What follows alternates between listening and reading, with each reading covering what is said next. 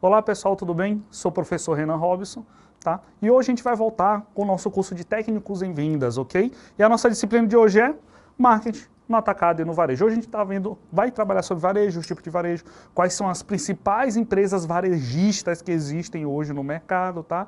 E as estratégias, como é que essas empresas do ramo do varejo precisam trabalhar para poder alcançar, assim, os seus clientes de maneira geral, tá? Só vamos deixar uma coisa clara, empresa varejista não é só supermercados, mercados, não.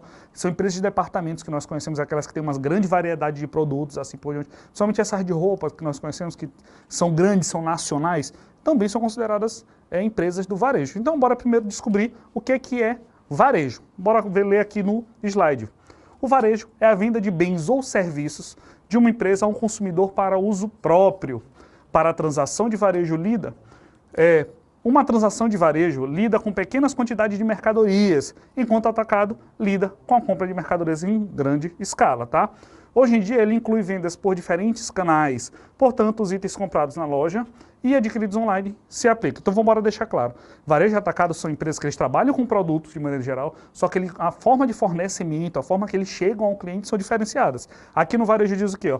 Uma transação de varejo lida com pequenas quantidades de mercadorias. Então o foco do varejo é o cliente final, tá? Enquanto o do atacado é uma outra empresa, ou seja, o atacado ele vai fornecer para aquela empresa poder vendê-lo para o cliente final. Enquanto o varejo ele vende direto. Por exemplo, nós vamos no mercado do nosso bairro, tá? Esse mercado simples, onde nós chegamos e compramos um pacote de arroz, uma lata de leite. Então esse é um varejo. Ele está vendendo o produto em pequenas quantidades para o cliente final. Nós vamos adquirir ele para fazer usufruto desse produto. Ou seja, o varejo ele vende, nós adquirimos e nós usufruímos. A gente vai utilizar aquele produto em consumo próprio, tá? Então o varejo ele funciona assim, tá bem? Então como eu deixei claro, o ramo varejista ele pode variar com os seus tipos, os seus modelos, tá? Como eles podem funcionar.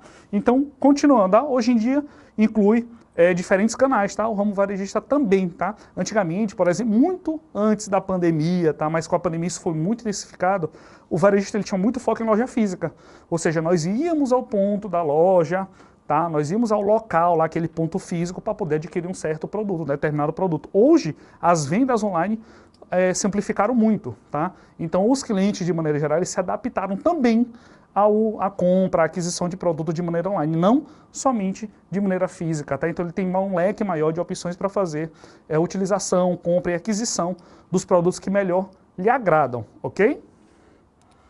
Então, quais são esses tipos de varejo? Como eu falei, ele tem uma variedade, tem uns tipos, e nós vamos vê-los agora, tá? Ó, o que é varejo? Na verdade, ele não tem limites. Então, o varejo ele não tem uma definição limitada do que é o varejo, tá? Tem diversos tipos de estabelecimentos e e-commerce, ou seja, o comércio virtual. Eles estão espalhados por aí, com mais diversos catálogos de produtos. Então, primeiro são as lojas de especialidade, é o primeiro tipo de varejo, ok? É uma loja de varejo que se concentra em categorias de produtos específicas, tá? Em oposição aos varejistas que vendem um grande número de categorias de bens e consumo. Então essas lojas de especialidades são aquelas lojas onde elas são específicas de um mesmo ramo, tá? Por exemplo, você vai no ramo varejista, uma loja varejista, onde você só observa que é produto alimentício, tá? Produto alimentício não perecível, o produto alimentício perecível. Por exemplo, você vai numa mercearia do seu bairro, tá? Aqueles famosos sacolões, como nós conhecemos, aquela mercearia de esquina, assim por diante, você observa que são produtos específicos de uma mesma área.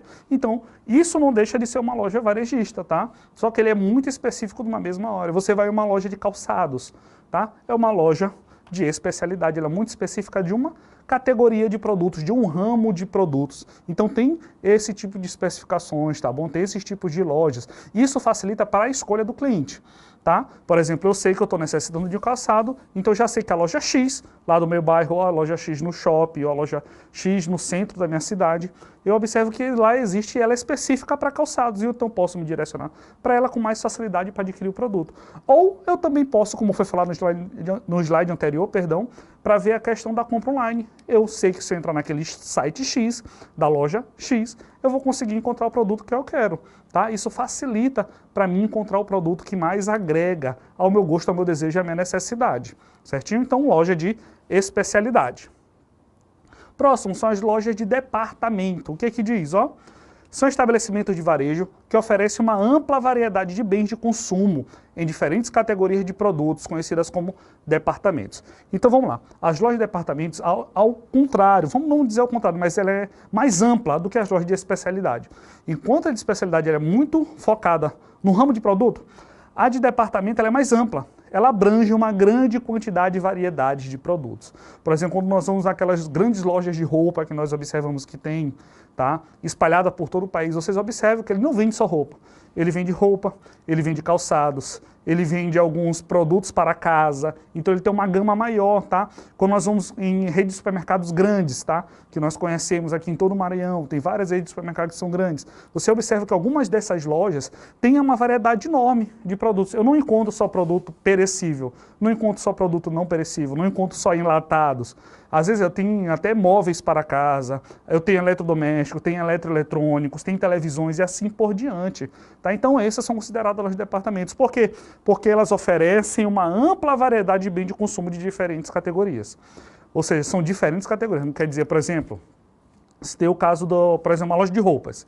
Nessa loja de roupas ela vende roupa masculina, roupa feminina, roupa infantil, roupas de banho. Então tem essas situações sim, só que ele oferece sempre dentro da mesma categoria de produto. Olha, é dentro da mesma categoria essas situações. Enquanto a loja de departamento são diferentes categorias, tá? Então não é só um ramo, ele oferece uma leque de ramos onde eu posso encontrar maior variedade de produtos de diferentes categorias naquele mesmo local, facilitando assim a escolha do cliente. Tá? Ele não precisa se locomover em várias lojas, ou não precisa acessar vários sites para encontrar um produto, sendo que naquele mesmo ela pode encontrar, ok? Próximo tipo de varejo, pessoal, o supermercado. O supermercado todos nós conhecemos, embora ler o que diz aqui, ó. É um sistema varejista de autosserviço que te dá uma grande variedade de alimentos e produtos domésticos, organizados em corredores. É maior em tamanho que uma mercearia tradicional, mas é menor e mais limitada que a gama de mercadorias do que o de um hipermercado. Supermercados nós conhecemos muito, por exemplo, no nosso estado, nós temos um leque, uma variedade de supermercado localizado em várias cidades, muito grande. Tá? Ou seja, ele oferece uma grande variedade de produtos alimentícios e produtos domésticos, tá? Para o nosso dia a dia de casa, tá? Desde higiene pessoal, desde limpeza da casa, de alimentos, assim por diante, tá? Até para estruturar a tua casa, alguns equipamentos, por exemplo, louças, talheres, copos, assim por diante. Então tudo que oferece da área alimentícia e a área doméstica, o supermercado ele oferece. Então eles são grandes, são organizados em corredores, tá? Tá? Nós observamos que esses supermercados eles são bem amplos e oferecem variedade de produtos, desses dois termos, tá bom? Como foi colocado aqui. E eles são bem organizados, são bem definidos. Por exemplo, você entra no corredor, você percebe que bem aqui é só produtos para massas. Você entra nesse corredor, você percebe que são só laticínios. Você entra nesse corredor, observa que são só cosméticos, produtos de limpeza e assim por diante. Você vê que são bem organizados em corredores. Mas deixando claro, ele é maior que aquela mercearia tradicional que nós encontramos no nosso bairro. Tá? Nosso bairro ele é bom porque é próximo da gente, então facilita a nossa aquisição do produto dependendo da nossa necessidade. Porém, a variedade é bem limitada, enquanto o supermercado tem uma variedade maior.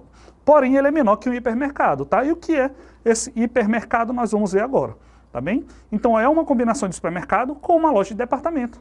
Ponto. Tá? Nós vemos lojas nacionais aqui, lojas que tem em todo o Brasil, que você observa essa variedade muito grande. E você chega lá, tem desde artigos de cama, mesa e banho, até um simples chocolate que você queira comprar. Tem desde televisões de última geração, custando milhares de reais, enquanto você quer comprar simplesmente um doce. Tá? Tem roupas, como tem material para fazer um prato de comida, tá bom? Então tem esse tipo de situações. Então o hipermercado ele é mais amplo, tá? Enquanto, vamos voltar um pouquinho, enquanto a loja de departamento, ele oferece diferentes categorias, tá bom? O supermercado ele é amplo da área de alimentos e produtos domésticos, de maneira geral. O hipermercado ele vai englobar essas duas no mesmo local, tá? E é muito atrativo para um cliente, tá? Porque às vezes o cliente ele vai fazer uma determinada compra, só que ele se lembra de um outro produto que ele precisa adquirir de um outro ramo totalmente diferente.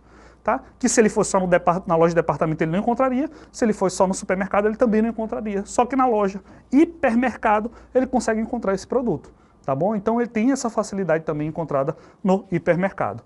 Próximo tipo de varejo, pessoal, loja de conveniência. Em uma pequena loja de varejo que armazena uma variedade de itens do dia a dia, aqueles utensílios que são imediatistas, ok? como café, mantimentos, salgadinhos, doces, refrigerantes, produtos de tabaco, jornais e revistas, tá? Loja de conveniência é muito tradicional do nosso estado, até mesmo do nosso país, que nós observamos em postos de gasolina, tá? Principalmente em estradas, em BRs, nas nossas MAs, tá? Nós observamos muito, porque são produtos que nós precisamos no dia a dia que eles vendem. Você está passando naquele local numa BR de viagem, com familiares a trabalho, independente de qual seja a situação, e você precisa de uma água no momento, precisa comer alguma coisa, você precisa de um simples remédio, às vezes algumas conveniências são completas, elas vendem, tá?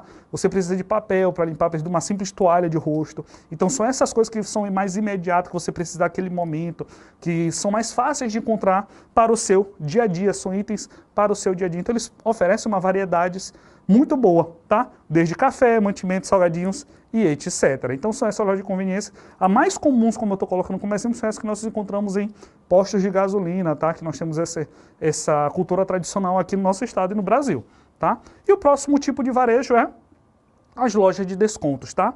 É uma loja de varejo que vende produtos a preços inferiores ao preço de mercado típico. Vamos deixar claro. Isso aqui também é muito comum no nosso estado. Acho que grande parte dos bairros da capital e também bairros das cidades do interior apresentam isso, aquela famosa loja tudo por R$10, aquela loja dos R$10, loja dos 20, ou seja, só aquela loja onde ela vende produtos em massa, varejista, vamos deixar claro, em pequenas quantidades para a pessoa que vai fazer consumo daquele produto, só que em valores bem em conta e bem acessíveis para o cliente. Tá bem? Então tem essas situações também de loja de desconto e são muito comuns também na nossa realidade, ser vendido dessa maneira, ok? E aqui nós vamos ver quais são as maiores lojas varejistas em valor de mercado. Como assim valor de mercado? Olha, são as lojas varejistas que elas estão na Bolsa de Valores, onde observa que elas têm a maior valor de mercado nacionalmente, tá bom? A nossa maior Bolsa de Valores é a Bovespa, ela coloca essa situação, tá bem? Então vamos lá. A primeira loja varejista que nós observamos, isso aqui é nacional, tá, gente? Cultura nacional, vamos lá. É o Magazine Luiza. O Magazine Luiza ele apresenta 149 bilhões de valor de mercado. E a Magazine Luiza ela é muito interessante porque ela teve uma amplificação, ela cresceu muito justamente no período de maior dificuldade no Brasil, ou no mundo, tá? No mundo em si, tá? Que foi o período da pandemia. No período da pandemia, a Magazine Luiza ela cresceu muito justamente no e-commerce. Começou a vender muito produtos no varejo online, tá? Através do e-commerce, então a Magazine Luiza é um ponto. Aí vem as lojas americanas, vem a Raia Drogasil, as farmácias Drogasil que nós conhecemos já, tá bem? Que tem no nosso estado. O Carrefour, tá? Para quem não sabe, o Carrefour ele existe aqui no Maranhão, tá? Ele existe no Maranhão, só que agora ele trouxe uma espécie de filiação dele, que é com o nome Atacadão, tá bom? Também é o Carrefour lá dele. Então está lá em quarto lugar em valor de mercado, com valor de 40 bilhões, tá? E aí, entre outros, lojas Renner, o Açaí, que também já tem no nosso estado, Via Varejo, Grupo Mateus, que é uma loja que ela foi criada, foi construída, foi alavancada dentro do estado do Maranhão. Uma loja natural do nosso estado, tá? O Grupo Mateus também está entre as 10 lojas varejistas com maior valor de mercado, tá? Então ela está lá constando com 16 bilhões de valor de mercado, certinho?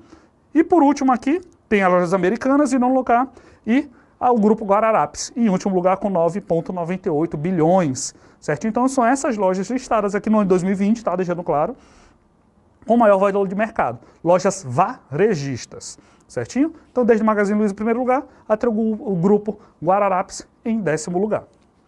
Certo? E quais são as tendências do varejo, tá? Que nós observamos hoje, quais são as tendências, o que o grupo varejista, o ramo varejista tem que seguir para poder agradar o cliente. Vamos ver, bora ler o slide, ó. A cada ano, o segmento lojista se reinventa e evolui. Isso não é à toa, afinal, conforme os hábitos de consumo vão mudando, é esperado que lojas de diferentes departamentos tendem a acompanhar as tendências de varejo. O ano de 2020 foi atípico, como todos nós sabemos, né? Por várias razões. Isso resultou em novos hábitos que, consequentemente, refletem na forma como as pessoas consomem. Se antes a tecnologia já era uma pauta indispensável para o varejo, hoje ela é mais do que fundamental. Quem não se adapta a essa nova realidade corre o risco de ser deixado para trás. Então isso é simples questão de concorrência, tá? Quem manda nas lojas, no ramo, no comércio, tá? É o momento atual. O nosso momento atual envolve uma série de dificuldades para vendas físicas, por exemplo, tá? Só que nós temos outras facilidades, são os deliveries, vendas online, o e-commerce, que é o comércio virtual. Então tudo isso, o ramo varejista tem que se adaptar, ok? Justamente pelo fato de, não é que foi por conta da pandemia, só que a pandemia acelerou esse processo de tecnologia, de avanço da tecnologia no comércio de maneira geral, principalmente no varejo. Tá? Ele acelerou, já estava tendo essas modificações, já estava tendo esses avanços, só que a pandemia, por conta dela, infelizmente, acabou acelerando esse processo, ok? Então, quais são esses pontos que a gente deve observar? Quais são essas tendências? Primeiro, a venda online, como foi colocado. Então, vamos ler aqui o que diz o slide. Ó. As pessoas ficaram mais conectadas, e isso não é segredo para ninguém. Prova disso é que o e-commerce cresceu 47% já no primeiro semestre de 2020.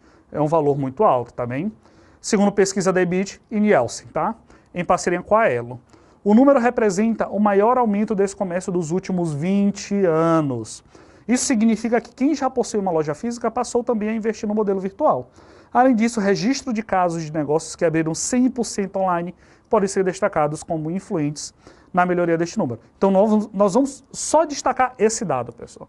Então, o e-commerce ele cresceu 47% em 2020, em 2020 não, perdão, no primeiro semestre de 2020, ou seja, nos primeiros 6 meses de 2020, o e-commerce cresceu 47%. E outra realidade nossa muito comum, que além disso, ó, registro de casos de negócios que abriram 100% online. Hoje nós observamos que tem muita empresa que ela funciona somente online. Por exemplo, nós observamos empresas de calçados e empresas de roupas.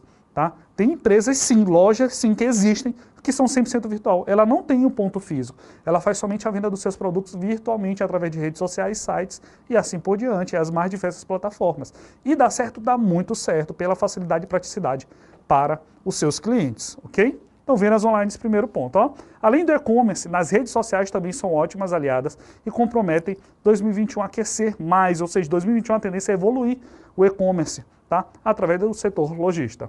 A razão do aumento desse consumo se deve principalmente às pessoas tendo suas primeiras experiências na compra online durante a pandemia do coronavírus. Tá? Com suas demandas sendo atendidas a um preço justo e entregue em um prazo coerente, as pessoas se sentiram mais seguras e voltaram a comprar nesse modelo. Então vamos lá, essa evolução foi acelerada pela pandemia do coronavírus, como foi citado, também com esse crescimento de 47%, e está se tornando muito comum. Tá? O que antes, a grande parte, o grande leque, a comunidade como um todo, ela tinha um receio de fazer essa aquisição por se sentir segura, agora se sente segura. Tá? Por quê? Porque teve esse avanço em tudo, de plataformas, teve insights, teve lojas que se adaptaram e melhoraram seus processos para poder atender essa demanda. Tá bom? Então tudo isso foi melhorado. Tá? Segundo ponto é o delivery. Delivery todos nós conhecemos. Bora só ver esse primeiro ponto. Ó. Se antes do delivery estava associado apenas a restaurantes, nós observamos isso, tá? Essa dinâmica foi mudada e promete ser uma das fontes de tendência do varejo para o ano, tá? De 2021. Ainda segundo o estudo do Ebit Nielsen, tá? 72% dos brasileiros começaram a usar, ou se já não estavam usando, tá? Mas aplicativo de delivery. Então vamos deixar claro. O que antes era observado somente para restaurante, hoje era visto de maneira geral. Como foi falado. Falei da loja de roupas que foram criadas 100% online agora, existe o delivery dela. Você não precisa nem se locomover ao local para buscar aquela roupa. O próprio comércio, tá? A própria pessoa, o proprietário, o vendedor daquela loja do e-commerce online, ele te leva a sua vestimenta tranquilamente até onde você deseja, através do delivery. Então é um ramo, sim, que teve esse crescimento de 72% de pessoas que usam o delivery no seu dia a dia, independente se é para restaurante, para vestimentos, da mais variados. Até farmácias fazem utilização disso hoje em dia, ok? A razão principal para os participantes do estudo é a praticidade de não precisar sair de casa, tá? Não correr riscos, tá? O modelo de delivery foi atribuído em diferentes tipos de negócios, como, que era antes visto somente em restaurante. Agora nós vemos em padarias, farmácias, lojas de bebidas, perfumarias e outros departamentos, ok? Então, segundo ponto, delivery. Terceiro ponto, horários mais flexíveis. Antes nós tínhamos um horário muito restrito, tá? Para funcionar o comércio, como ele funcionaria esse comércio. Hoje ele é mais amplo e tem lojas, tem locais que eles funcionam, ó, a cultura de serviço disponível de 24 horas, vem ganhando cada vez mais força. Tá? Isso nacionalmente, tá bom? Então vamos ver o que o slide diz. Ó, segundo o balanço da Euromonitor, tá? Coletado no final de 2020, ó, 46% dos consumidores valorizam experiências virtuais online. Ou seja, a experiência virtual online ela te deixa à disposição 24 horas por dia, 7 dias por semana e 365 dias por ano disponível o comércio para você adquirir o produto que você quiser. Tá? Então essas vendas online, essa flexibilidade nos horários facilitaram-se e aumentaram, sim, a gama e o alcance, a demanda, a procura de seus clientes para os mais variados departamentos, ok? Então, meus queridos, essa foi a nossa aula de hoje. Nós começamos a ver sobre varejo, vamos trabalhar sobre atacado, vamos trabalhar sobre estratégias de marketing também, tá? Sou o professor Renan Robson. Por favor, fique em casa e até a próxima. Tchau, tchau.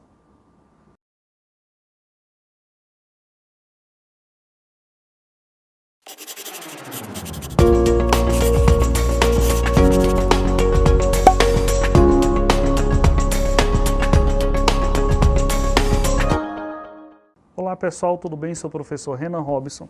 Nós vamos voltar aqui com um curso de técnico em vendas e vamos dar continuidade à nossa disciplina de marketing, de atacado e varejo. Então hoje nós vamos trabalhar nosso primeiro ponto, o comportamento do consumidor, que é muito importante para esse período de pós-pandemia, de pandemia ainda que está acontecendo, tá, no nosso país, no mundo, de maneira geral, como é que o consumidor está se comportando, o que ele está exigindo mais das empresas varejistas como um todo, tá? De maneira geral, tá, pessoal? Não só o produto, mas também o ambiente, os seus sites, as suas plataformas, redes sociais, como é que ela está trabalhando, como é que o consumidor enxerga e exige para esse mercado varejista começar a trabalhar e desenvolver nesse período assim que se encerrar a pandemia, tá bem? Então vamos ver o que o primeiro slide diz, tá?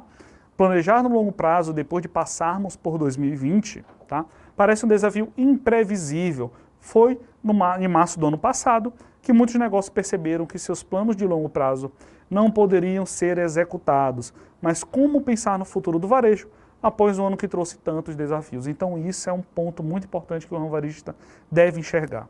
Que ponto é esse? Como é que eu vou planejar algo a longo prazo, sendo que é tão incerto? Como foi colocado, ano 2020 foi um ano muito certo, foi um ano que se deu início à pandemia, março de 2020. Tá? Então como é que eu vou planejar algo sendo que pode acontecer novamente, ou pode gerar um acontecimento de força maior que pode quebrar meu plano? Como é que eu vou exigir? E aqui nós vamos ver isso, como é que o consumidor se enxerga para poder as empresas se adaptarem a essas situações, para considerar a situação de continuarem se mantendo competitivas no mercado. Como é que elas podem agir, como é que elas podem mudar e evoluir. Tá? Então, o que a gente diz, o que diz aqui no primeiro slide? Ó? Ao longo do último ano de 2020, logicamente, vimos profundas mudanças no comportamento do consumidor brasileiro. Tá? Por conta das medidas de distanciamento social, muitos precisaram adotar o meio digital como única alternativa para o consumo. Estima-se que entre os meses de abril e junho de 2020, cerca de 5,7 milhões de consumidores entraram no mercado digital. Tá? Então esse dado é muito importante, ok, pessoal? E a sociedade mudou como um todo. A primeira vista de Covid 2019, tá? O Covid-19, no nosso país 43% das empresas adotaram o home office. Então pronto. Tá? Aqui a gente coloca 5,7 milhões que entraram no mercado digital. Então imagina quantos milhões que já existiam, que já usufruíram, que já utilizavam o mercado digital, tanto para trabalhar quanto para consumir. Tá? Isso é um dado muito importante que coloca. Então, olha, por conta dessa pandemia, tá? Observa que o comportamento do consumidor já teve uma mudança muito brusca. Era um comportamento que estava sendo alterado, só que estava sendo alterado aos poucos, estava mudando aos poucos esse comportamento do consumidor. Por conta da pandemia foi acelerado muito. Tá? Então 5,7 milhões de pessoas em cerca de 3 meses, de abril a junho, abril, maio e junho, tá? Entraram no mercado digital. Então uma quantidade muito grande em um período muito curto, tá? Que entraram no mercado digital. Vamos frisar isso, tá bem? Então observa-se também que as empresas, 43% das empresas adotaram home office. Então bora primeiro ver esse dado aqui do 5,7, tá? O que que diz? O que que isso interpreta pra gente? Porque diz que os consumidores eles não queriam deixar de consumir seus produtos. Não queriam deixar de fazer as compras, de adquirir seus produtos para suas necessidades e seus anseios.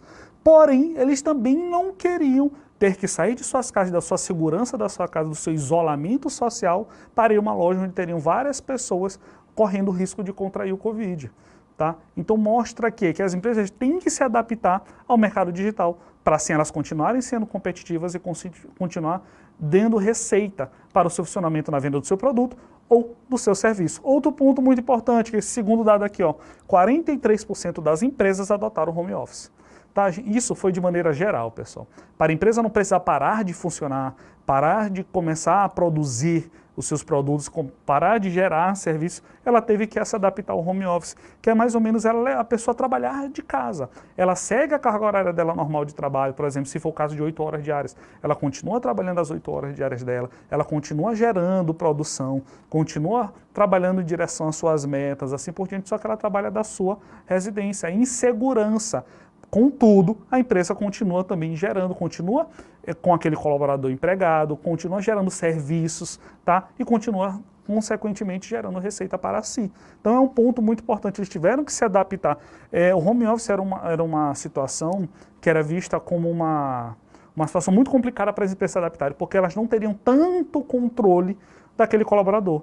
Por exemplo, o líder, o dono da empresa, ela observa um colaborador lá, ele observa que ele está trabalhando. Em casa não tem tanto esse controle. Porém, a gente começa a observar que o home office ele funciona a partir do momento que são entregues metas, são entregues resultados, são produzidos algo, mesmo que seja da casa, mas você está entregando o seu trabalho para o qual você foi contratado. Então é uma alternativa que as empresas utilizaram para não precisar fechar as portas, tá bom? E continuar se tornando, se gerando e praticando a competitividade entre as organizações, ok? Continuando, pessoal. Então, olha, a primeira boa notícia é que muita gente sente saudade do velho normal. Pouco mais da metade dos consumidores estão animados com a possibilidade de voltar a fazer compras em lojas físicas, tá? Na maioria dos locais no Brasil, como todos já voltaram, tá? Só que com uma série de restrições. Que série de restrições? Uma certa quantidade de vendedores, certa quantidade de caixas eletrônicos funcionando, tá bom? Uma certa quantidade de consumidores que podem adentrar aquela loja. Então, tem essas restrições para o funcionamento das lojas físicas, tá? Dando continuidade, pessoal, mas não se engane, nem tudo vai continuar igual, ó.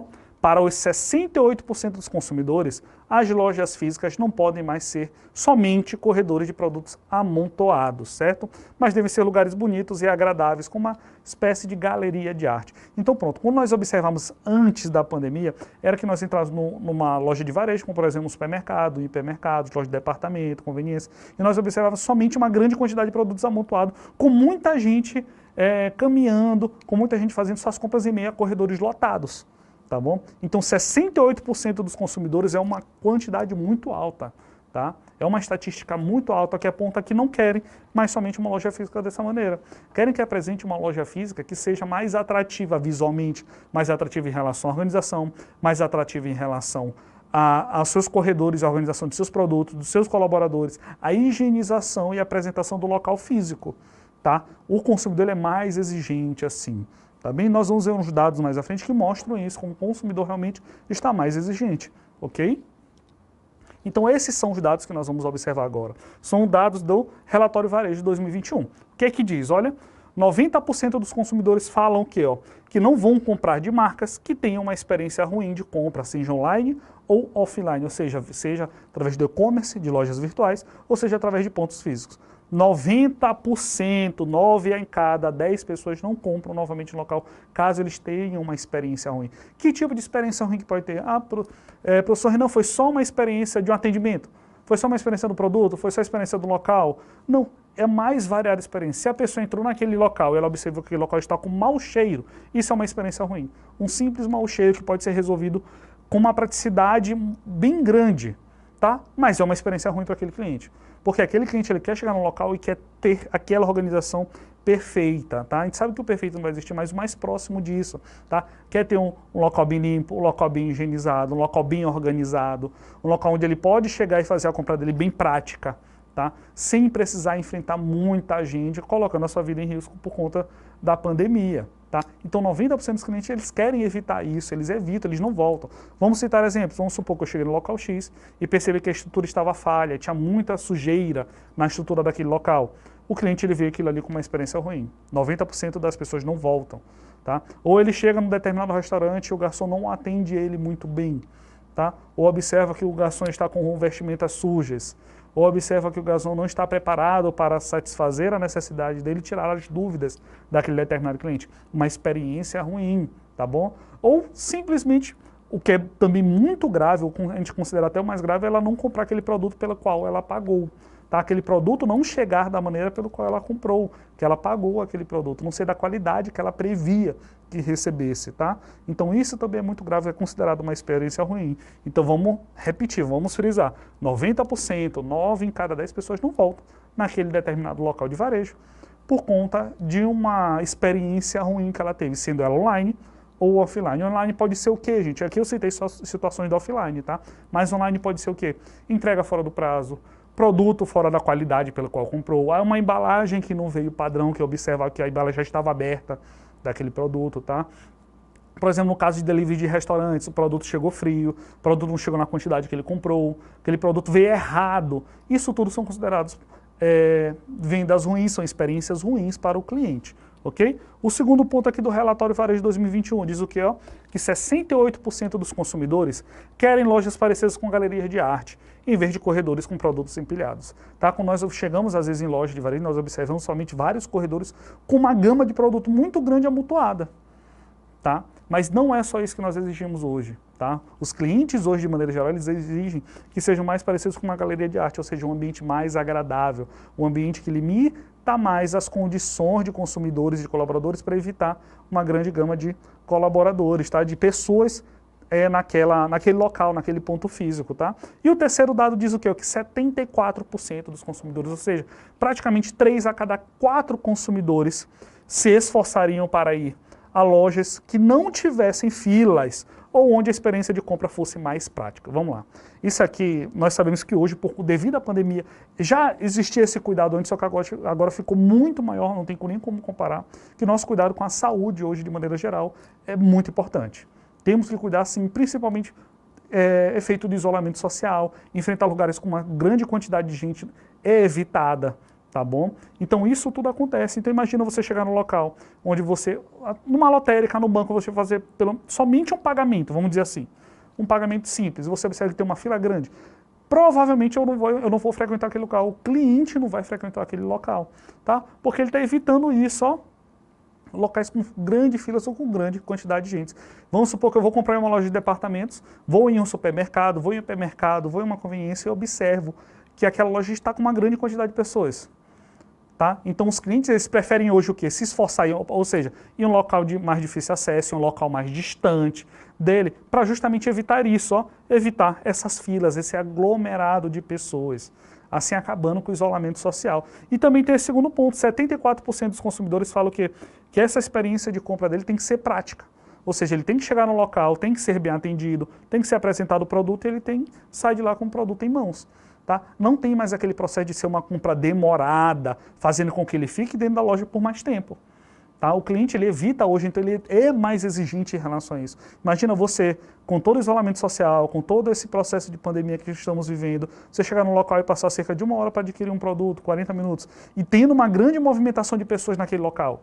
É ruim para o cliente, os clientes não querem mais essa necessidade, não querem mais passar por isso. A necessidade ali é o quê? É chegar naquele local e passar 10 minutos para adquirir o produto para o qual ele foi comprar. Assim ele evita o máximo de contato possível com outras pessoas, ok?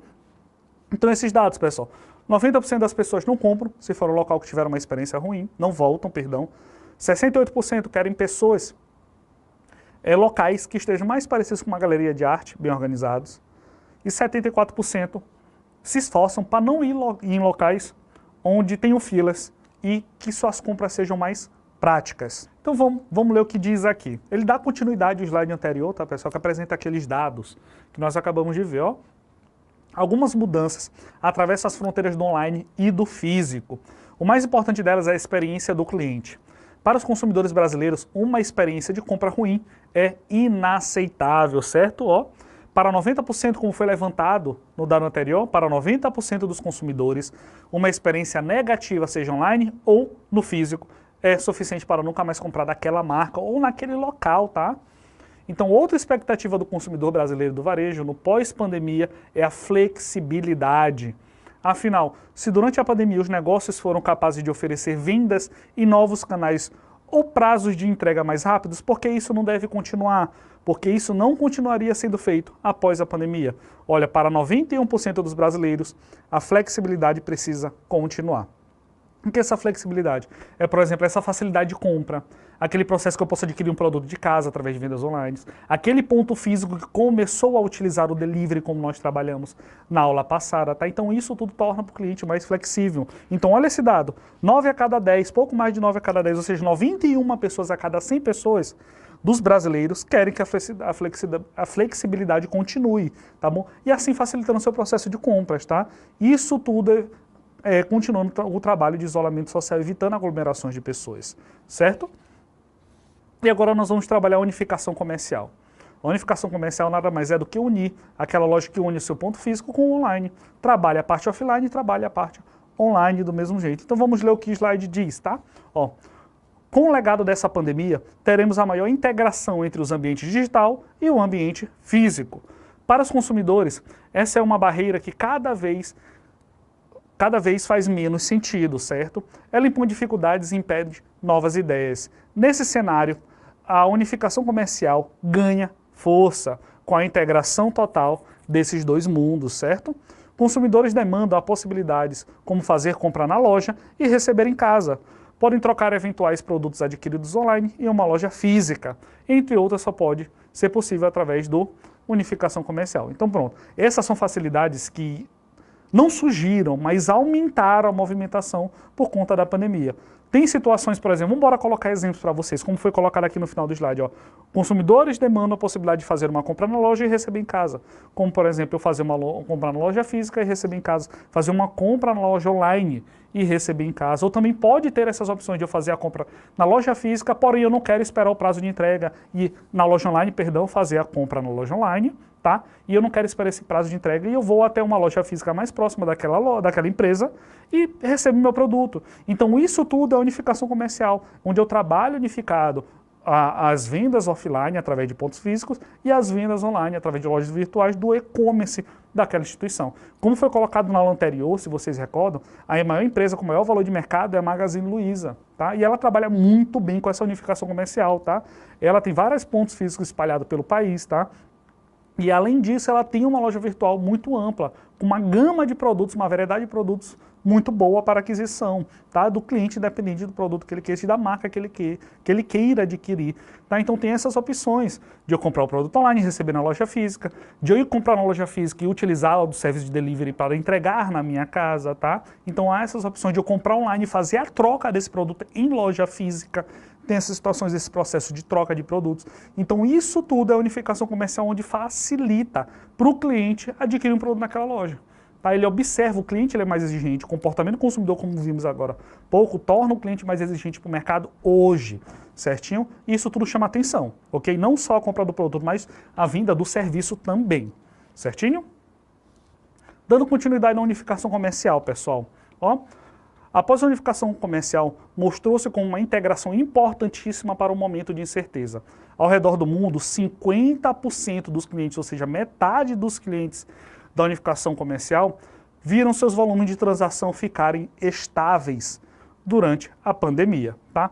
Quando o assunto é lealdade do consumidor, a pandemia deve trazer alguns novos ingredientes. Os brasileiros estão cada vez mais engajados, certo? Após um período de desafio comunitário. Eles demandam ética por parte das marcas e se dizem dispostos a sair de seu trajeto de rotina para que possam comprar de quem representa essa ética. Também afirmam que pretendem comprar de negócios locais para que possam continuar abertos. Tá? Então, nosso cliente, ele se tornou mais... O cliente de maneira geral, tá? O consumidor de maneira geral, ele se tornou com uma visão mais comunitária e ética, como foi colocado aqui. Ou seja, ele observa que não é só o produto, ele observa a questão do marketing holístico daquela empresa. Se ele está trabalhando em prol da sociedade, para saber se está melhorando por conta da pandemia, ajudando por conta da pandemia seus colaboradores e a sociedade como um todo. Mas também ele observa os seus pontos locais, como foi colocado aqui no último ponto. Ó, também afirmam que pretendem comprar dos negócios locais para que possam continuar abertos. Ele incentiva o comércio local para que continue funcionando. Não só as grandes empresas, as multinacionais, ou aquela empresa que existe e tem pontos localizados em todo o país. Também então nosso cliente observa todas as situações voltado para a nossa ação comunitária e para a ética das empresas, ok? Então, meus queridos, essa foi a nossa aula de hoje. Sou o professor Renan Robson, fique em casa. Até a próxima. Tchau, tchau.